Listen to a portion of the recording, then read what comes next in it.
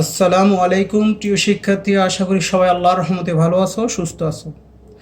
বরাবরের মতোই পদার্থবিজ্ঞান সংক্রান্ত অনলাইন ক্লাসে তোমাদেরকে স্বাগত জানাচ্ছি। আজকে আমরা স্থির তড়িদের সৃজনশীল প্রশ্ন নিয়ে একটু ডিসকাস করতে চাই। দেখো, সৃজনশীল প্রশ্নের মধ্যে 4টা প্রশ্ন থাকে। প্রথম প্রশ্নটা থাকে জ্ঞানমূলক, দ্বিতীয় প্রশ্ন থাকে অনুধাবনমূলক, তৃতীয় প্রশ্ন প্রয়োগমূলক, আর চতুর্থ প্রশ্নটা থাকে উচ্চতর জ্ঞান দক্ষতামূলক।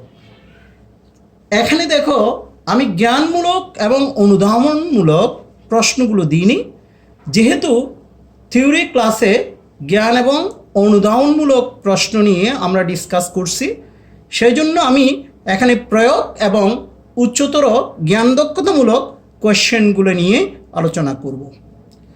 দেখো, প্রথম সৃজনশীল যে প্রশ্নটা আমি এখানে সেট করছি সেটা একটু দেখো। এখানে 2টি গোলক, প্রথম গোলকের ব্যাসার্ধ 0.2 মিটার এবং বিভব 5 ভোল্ট। দ্বিতীয় গোলকের ব্যাসার্ধ R2 সমান 0.3 মিটার এবং বিভব 10 ভোল্ট। দুই গোলকের মধ্যবর্তী দূরত্ব 1 মিটার। এই হলো তোমার স্টেপ, উদ্দীপক হলো এটা। এখন এখান থেকে আমি প্রয়োগের 2টা প্রশ্ন সেট করছি তোমাদের সুবিধার জন্য। প্রথম প্রশ্নটা হলো গোলকদ্বয়ের চার্জের পরিমাণ নির্ণয় করো, আর দ্বিতীয় প্রশ্নটা হলো চার্জ দুটির মধ্যে ক্রিয়াশীল কুলম্বস বল কত। এই 2টা প্রশ্ন প্রয়োগমূলক আমি সেট করলাম। আর উচ্চতর জ্ঞান দক্ষতামূলক যে প্রশ্নটা আমি এখানে সেট করলাম সেটা দেখো, চার্জ দ্বয়ের সংযোজক রেখার উপর কোনো বিন্দুতে প্রাবল্য শূন্য হওয়া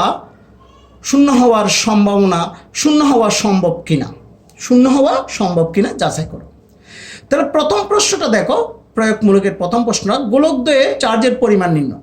তাহলে এখানে ব্যাসার্ধ দেওয়া আছে 0.2 মিটার প্রথম গোলকের, দ্বিতীয় গোলকের ব্যাসার্ধ 0.3 মিটার, প্রথম গোলকের বিভব 5 ভোল্ট, দ্বিতীয় গোলকের বিভব 10 ভোল্ট।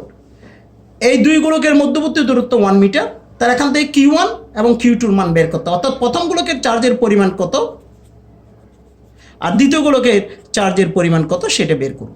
তাহলে দেখো, আমরা জানি গোলকের পৃষ্ঠের বিভব B সমান 1/4πε0 Q/r। তাহলে সেই দৃষ্টিকোণ থেকে প্রথম গোলকের ক্ষেত্রে B1 সমান 1/4πε0 Q1/r1। ঠিক আছে, তাহলে B1 সমান 5 ভোল্ট, 1/4πε0 সমান 9 × 10⁹ newton metre square coulomb inverse 2।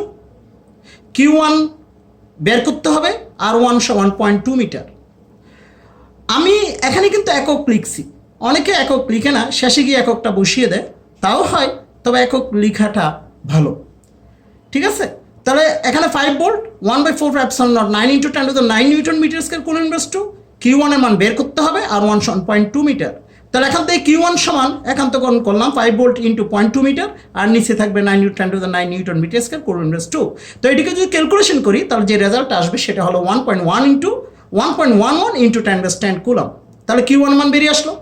Similarly একইভাবে দ্বিতীয় গোলকের ক্ষেত্রে B2 সমান কত হবে, 1/4πε0 Q2/r2।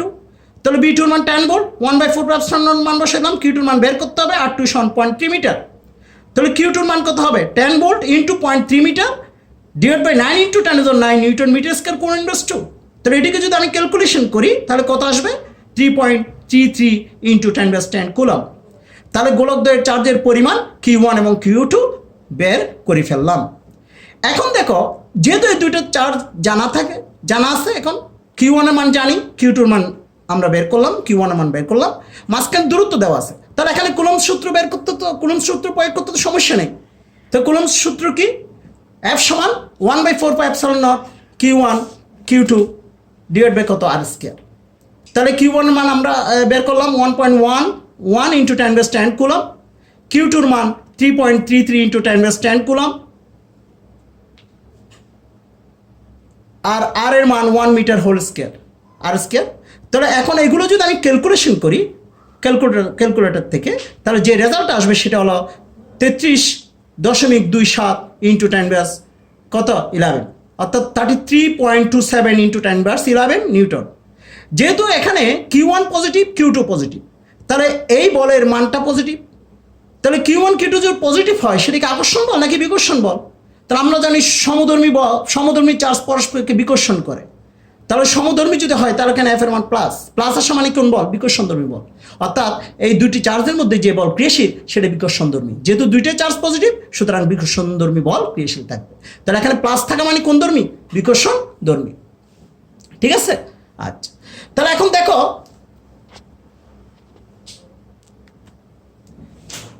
তাহলে আমরা প্রয়োগমূলক প্রয়োগমূলক যে প্রশ্ন দুইটা দিলাম, গোলকদ্বয়ের চার্জের পরিমাণ নির্ণয় এবং চার্জ দুইটির মধ্যে ক্রিয়াশীল বল নির্ণয়, দুইটা আমাদের হয়ে গেল। এরপর আসি উচ্চতর জ্ঞান দক্ষতামূলক কোয়েশ্চেন। উচ্চতর দিয়ে গেল জ্ঞান দক্ষতামূলক কোয়েশ্চেনটা ছিল চার্জ দ্বয়ের সংযোজক রেখা।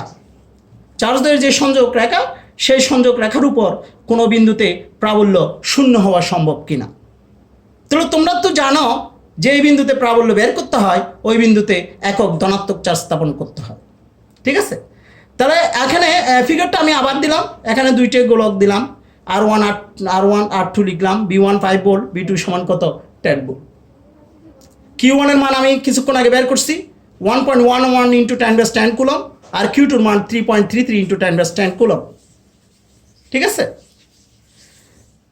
তাহলে আমি এই দুইটি গোলকের সংযোগ বিন্দুতে সংযোগকারী যে রেখা সে রেখার উপর এমন একটা বিন্দু বের করব যেখানে প্রাবল্য মান শূন্য। ঠিক আছে? তাহলে এখানে একটু দেখো, যেহেতু চার্জ দুটি সমধর্মী, এই কথাটা খুব ইম্পর্টেন্ট, যেহেতু চার্জ দুটি সমধর্মী তাই চার্জ দুটির সংযোগ রেখার মধ্যে যে কোনো বিন্দুতে প্রাবল্যের মান শূন্য পাওয়া যাবে। এখন চার্জ যদি বিপরীতধর্মী হতো তাহলে এখানে আমরা প্রাবল্যের মান শূন্য পাওয়ার সম্ভাবনা নেই, হয়তো এদিকে না হয় এদিকে প্রাবল্যের মান শূন্য হতো। যেহেতু দুইটি চার্জ সমধর্মী তাহলে অবশ্যই প্রাবল্যের মান শূন্য। এই দুই গোলকের মাঝখানে যে কোনো একটা বিন্দুতে প্রাবল্যের মান শূন্য পাওয়া যাবে। ঠিক আছে?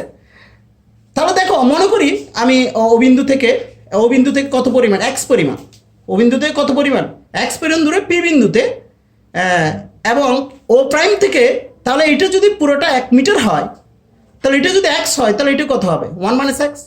তাহলে ও থেকে এক্স মিটার দূরে এবং ও প্রাইম বিন্দু থেকে 1 - x মিটার দূরে পি বিন্দুতে উভয় চার্জের জন্য প্রাবল্যের মান সমান এবং বিপরীতমুখী। কারণ সমান এবং বিপরীতমুখী যদি না হয় তাহলে প্রাবল্যের মান শূন্য হতে পারে না। তাহলে আমি এমন একটা বিন্দু বের করলাম যে বিন্দুতে প্রাবল্যের মান শূন্য হবে।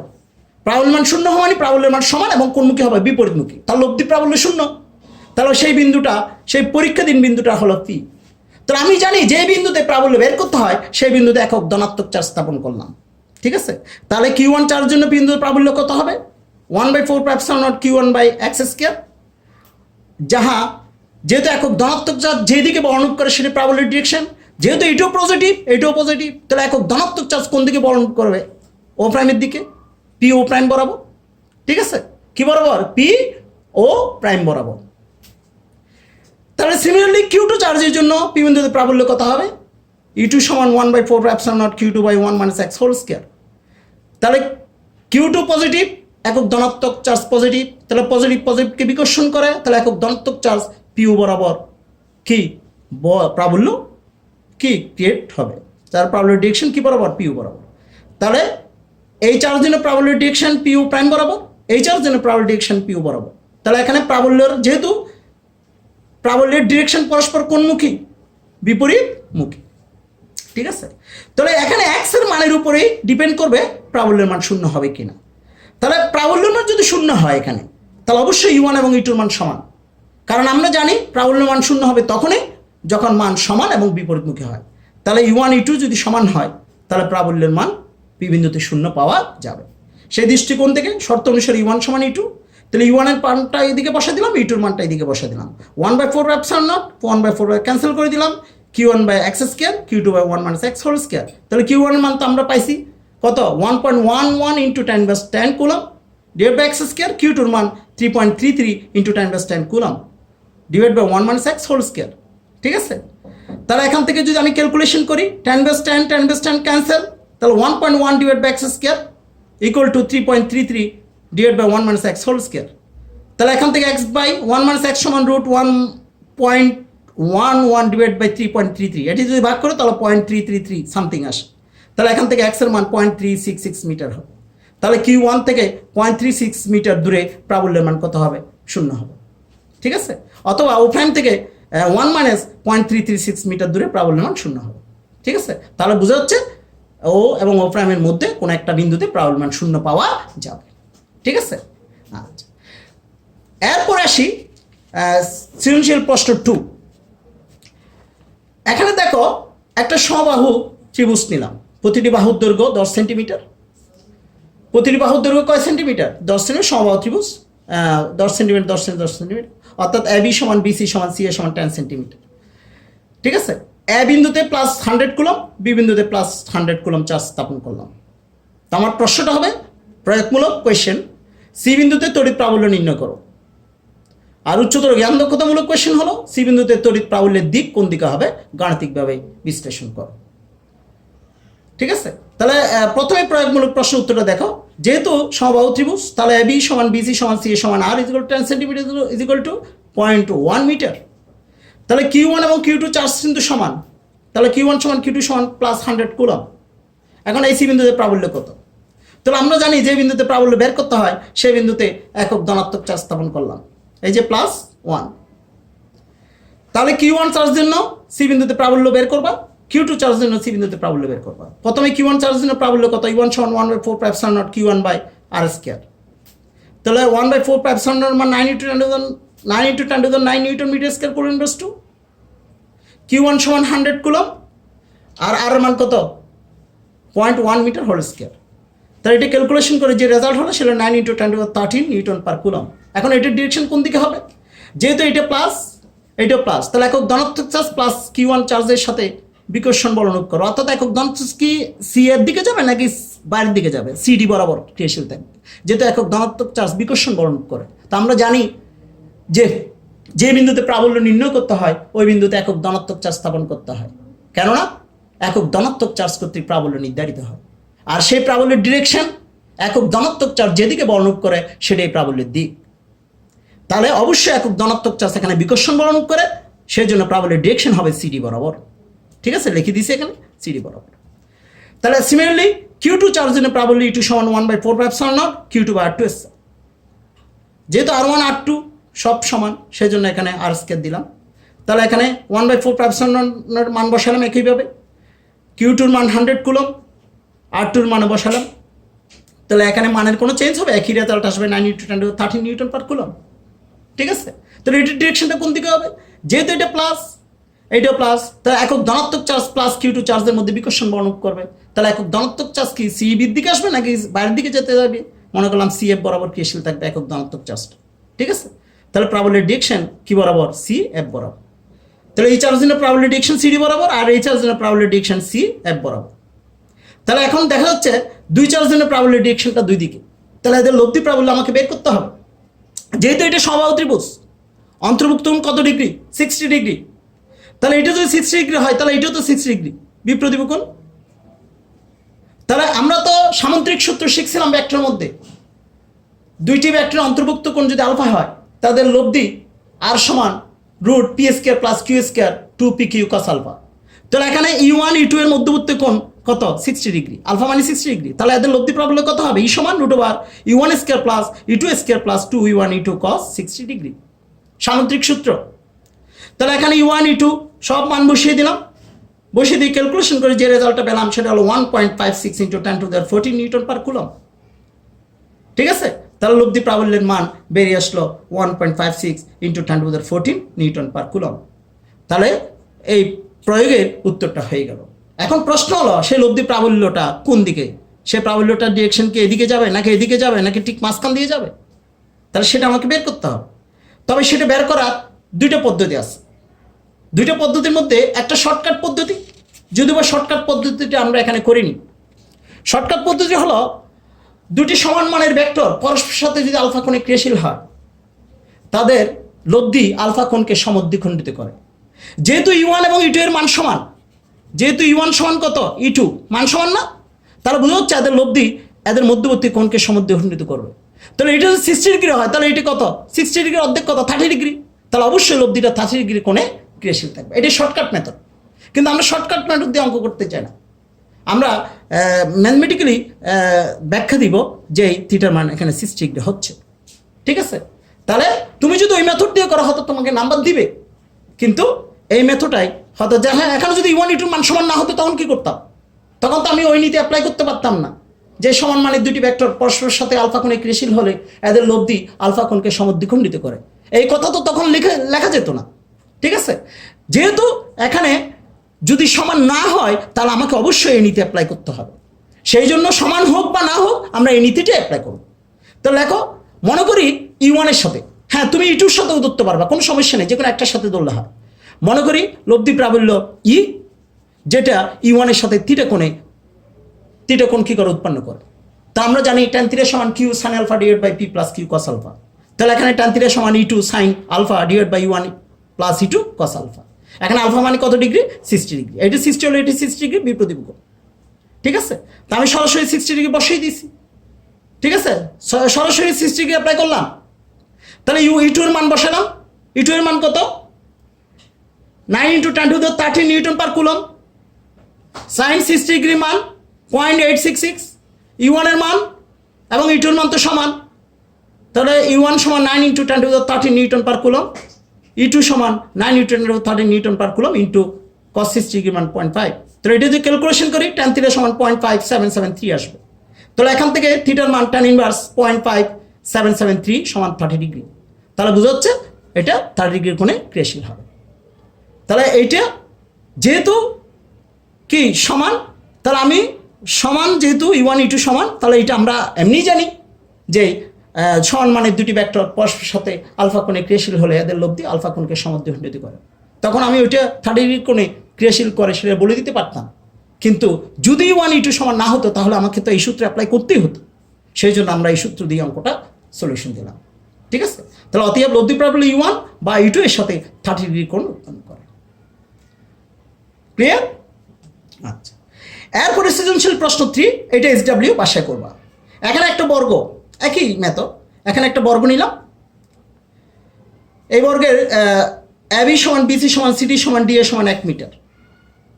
এখানে A বিন্দুতে +2 কুলম চার্জ, B বিন্দুতে -2 কুলম চার্জ, C বিন্দুতে +2 কুলম চার্জ স্থাপন করলাম।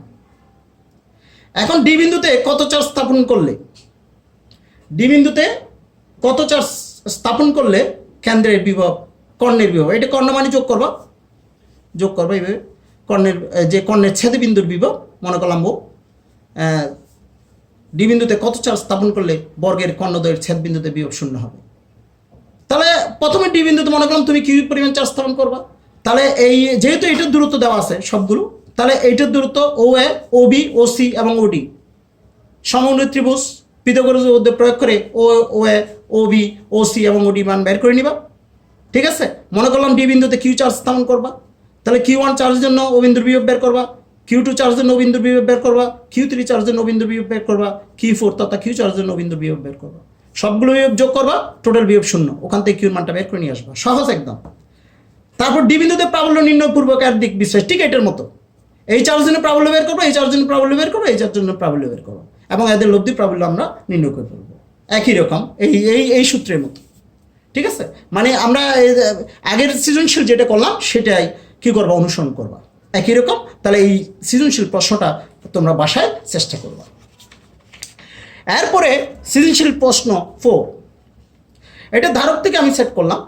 দেখো এখানে একটা বর্তনী দিলাম, এখানে 3টা ধারক, একটা C1 একটা C2 একটা C3।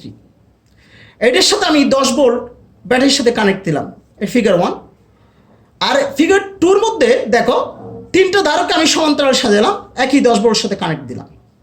তাহলে C1 এর মান 1 মাইক্রোফ্যারাড, C2 এর মান 2 মাইক্রোফ্যারাড, C3 সমান 3 মাইক্রোফ্যারাড।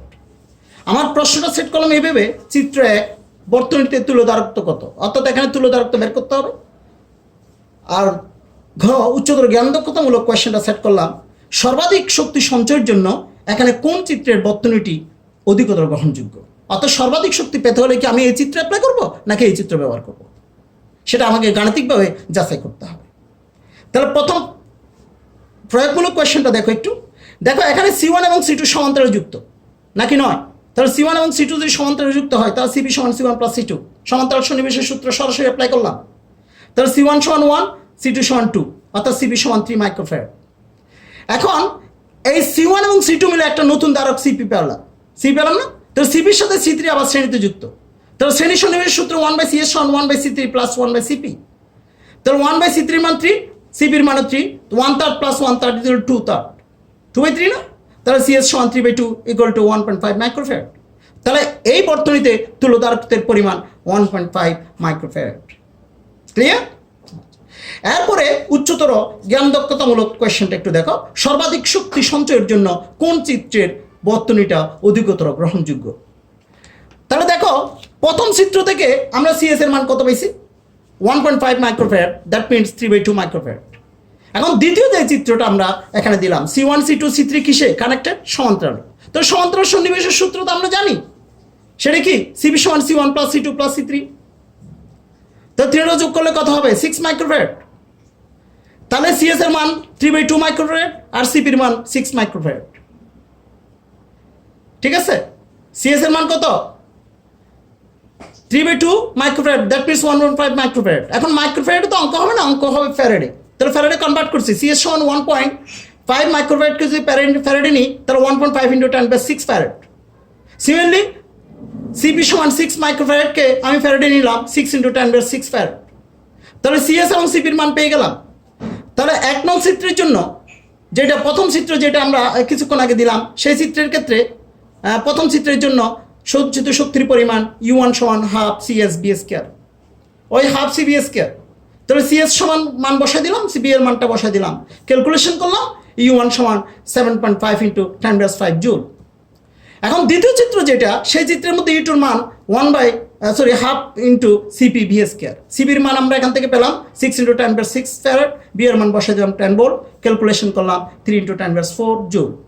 এই 0.5 -5 এর সাথে মিলানোর জন্য এখানেও -5 করছি, তাহলে এটা 13 × 10⁻5 জুল। তাহলে এখানে কি U1 বড় নাকি U2 বড়? অবশ্যই U2 বড়, তাহলে U2 is greater than U1। তাহলে বোঝা যাচ্ছে সর্বাধিক শক্তি সঞ্চয়ের জন্য চিত্রের 2 নম্বর চিত্রের বর্তনীটা অধিকতর গ্রহণযোগ্য। তাহলে সর্বাধিক শক্তি যদি আমি পেতে চাই, তাহলে 2 নম্বর চিত্রটা আমরা কি করব? ব্যবহার করব।